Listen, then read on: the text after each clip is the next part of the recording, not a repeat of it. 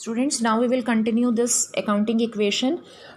Now we will understand some important things for finding out the accounting equation.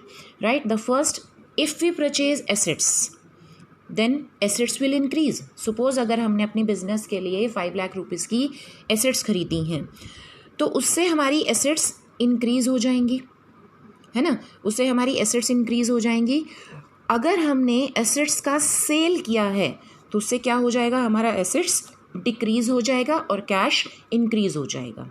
अगर हमने assets को cash में ख़रीदा है तो उससे हमारा कैश रिड्यूस हो जाएगा और एसेट्स इंक्रीज़ हो जाएंगी. टू साइड इफेक्ट, हमें हर एंट्री का टू साइड इफेक्ट देखना है. सेकेंड पॉइंट, अगर हमने अपनी लाइबिलिटीज़ को डिस्चार्ज किया है, अगर हमने अपनी देनदारियों को पे कर दिया है तो उससे हमारी लाइबिलिटीज़ रिड्यूस हो जाएंगी. और दूसरा किस चीज़ पर इफेक्ट पड़ेगा, कैश भी हमारा उससे रिड्यूस हो जाएगा, क्योंकि हमने पेमेंट कैश में ही किया है तो उससे हमारा कैश भी रिड्यूस हो जाएगा और हमारी लाइबिलिटीज़ भी रिड्यूस हो जाएंगी. लेकिन अगर हमने एसेट्स को या फिर गुड्स को ऑन क्रेडिट परचेज़ किया है तो उससे क्या होगा, हमारा कैश तो रिड्यूस नहीं होगा. अभी मैं आपको ये बताने जा रही हूँ कि हमेशा सेम साइड सेम ट्रीटमेंट नहीं होता. अगर हमने अपनी एसेट को ऑन क्रेडिट ख़रीदा है तो उससे क्या होगा, हमारी लाइबिलिटीज़ इंक्रीज़ हो जाएंगी और हमारा एसेट इंक्रीज़ होगा, कैश डिक्रीज़ नहीं होगा, क्योंकि हमने पेमेंट तो किया ही नहीं है.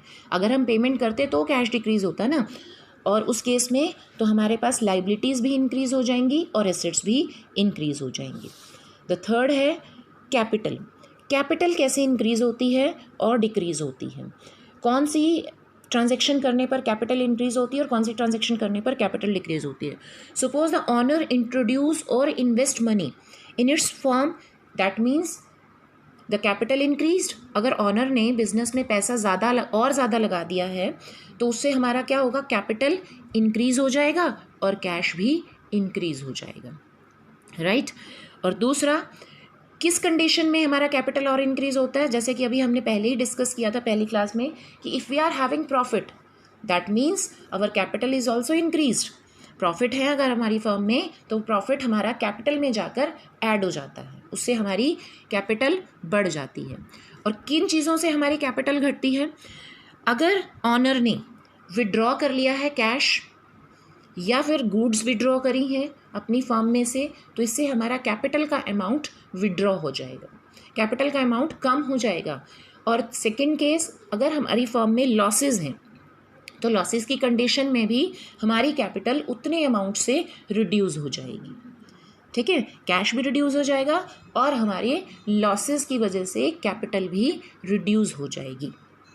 तो ये थे हमारे कुछ important points which we have to keep in mind while solving the accounting equation numericals. Right. Now we will study the effects of transaction.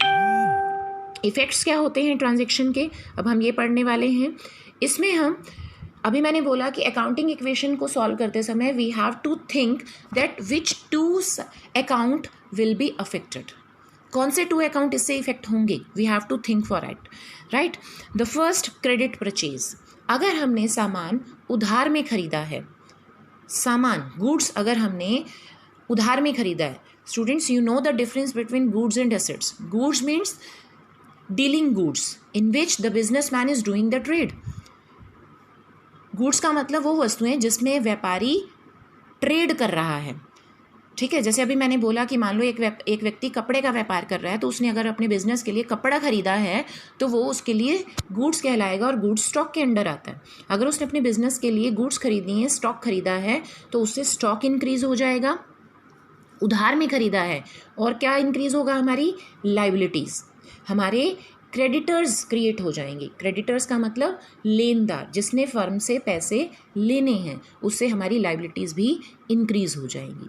ठीक है. द नेक्स्ट सेकेंड पॉइंट है loan from bank.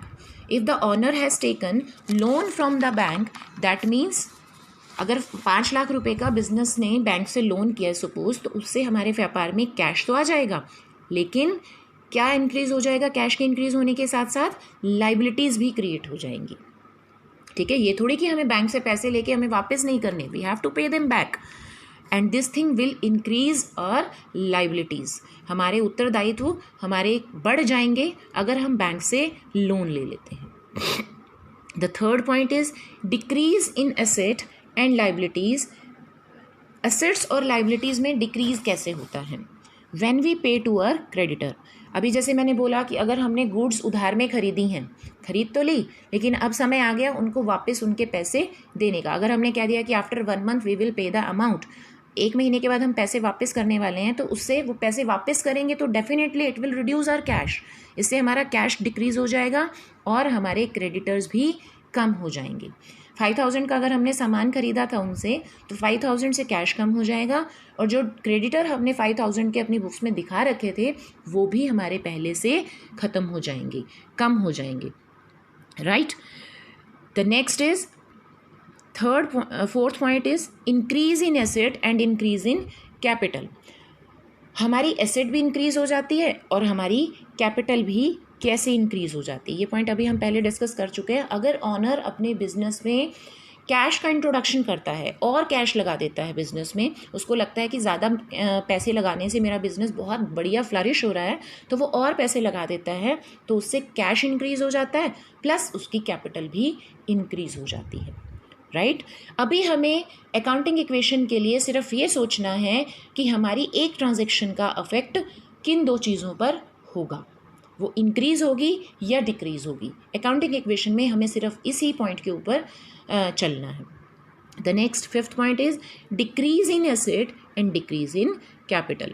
Decrease in asset and decrease in capital, suppose if the owner withdraw the goods and cash from the business. If suppose owner withdraw the cash from the business, that reduces the amount of cash. उसने 1 lakh rupees अपने business से withdraw कर लिए हैं, तो उससे हमारा cash का जो बैलेंस है वो रिड्यूस हो जाएगा और दूसरा कैपिटल भी रिड्यूस हो जाएगी, ठीक है ना, क्योंकि जितना पैसा उसने बिजनेस में से निकाला है कैश के अमाउंट को तो करेगा ही काम, और दूसरा वो कैपिटल के अमाउंट को भी साथ साथ उतने अमाउंट से रिड्यूस कर देगा। ठीक है स्टूडेंट्स, आई थिंक ये तुम पॉइंट्स अब क्लियर हो गए होंगे। अब एक मैं छोटा सा न्यूमेरिकल जो है इन ट्रांजैक्शन के बेस पर आपको एक न्यूमेरिकल स्टार्ट कराना चाहूँगी। पहले हम इस न्यूमेरिकल को अंडरस्टैंड करेंगे। ट्रांजैक्शंस हैं, इनको अब हम ये देखेंगे कि हम इनको रिकॉर्ड कैसे करेंगे। अकाउंटिंग इक्वेशन बनाते समय इनका रिकॉर्डिंग कैसे किया जाएगा।